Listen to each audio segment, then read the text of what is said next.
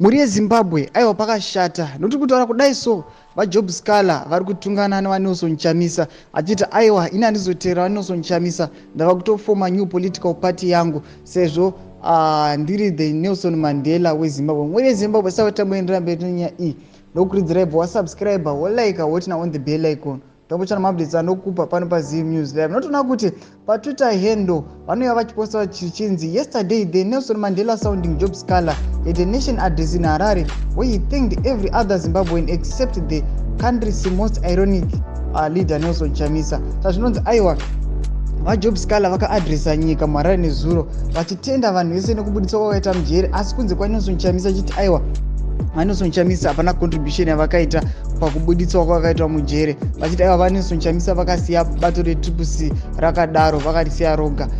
Muri yeZimbabwe vachiendera mberi, vajob Sikhala vanoendera mberi vachiti if the former MDC leader makes it, he might become the masses solution for the opposition politics at a time Chamisa is criticized for being allegedly too soft and religious, a development that suggests that the replacement of Chamisa with a better Nelson who is of the Mandela level. Sadozvaitwa naJob Sikhala achiti aiwa inini ndini Mandela weZimbabwe, vaNelson Chamisa vanyanya kuda kuzvidza munhu ari religious, munhu ari soft, vakazviluza vakasiya TSHABANGU. Ine ndini ndava Mandela weZimbabwe, ndini ndiri kuzoisa change, ndini ndichazokunda ZANU-PF iripo. Muri yeZimbabwe aya mashoko akatogwa naJob Sikhala nezuro muHarare, ndozvaakachitaura achitenda vanhu achiti aiwa Chamisa handisi kuzomutevera. Saka muri yeZimbabwe dati mupotudza munoti kudii pamusoro penyaya iyi, pamusoro pemashoko avaJob Sikhala vachiti aiwa handisi kuzotevera Nelson Chamisa, ndiri kuzofoma bato rangu nyuwa, ndini Nelson Mandela weZimbabwe.